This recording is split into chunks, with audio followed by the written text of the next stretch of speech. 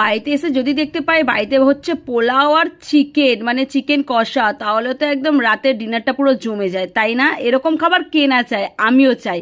তো চলো গাইজ, আজকে তোমাদের সাথে শেয়ার করবো ছোট্ট একটা মিনি ব্লগ। তো welcome back to my page and welcome back to my other fresh blog. তো যাই হোক, আমি আজকে স্টোর থেকে একদম বাড়ি চলে এসেছিলাম। আজকে কোথাও যাইনি, তাড়াতাড়ি বাড়ি চলে এসেছি। যাওয়ার কথা ছিল একটা জায়গায়, কিন্তু যেতে আর পারিনি, বৃষ্টি হচ্ছিল বলে। সেখান থেকে ডিরেক্ট, মানে স্টোর থেকে ডিরেক্ট আমি বাড়ি চলে এসেছি। আসার পরেই দেখি এখানে হচ্ছে পোলাও আর চিকেন কষা। অ্যাকচুয়ালি আমার বাড়িতে যখনই ভাইয়ের ছুটি থাকে সেদিনই না কিছু ভালো ভালো আইটেম হয়, কারণ ভাই বাড়িতে থাকলেই এটা বানাও সেটা বানাও, মায়ের কাছে বায়না, আমারও থাকে বায়না, কিন্তু আমি বায়না করলে আমাকে করেই খেতে হয়। কারণ আজকালকার দিনে এত ভ্যারাইটিস রান্না মা পারে না। মা সাদামাটা মানুষ, মানে সরল সাদাসিধে মানুষ, এবং সরল সাদাসিধে রান্নাগুলোই মা ভালো করতে পারে। এতদিন ধরে পোলাও আমি বানিয়ে এসেছি, কিন্তু আজকে মা বানাচ্ছে, তাই মা আমাকে টেস্ট করতে দিল। বললো দেখ একবার যে নুন চিনিটা ঠিকঠাক আছে কিনা। আমি বললাম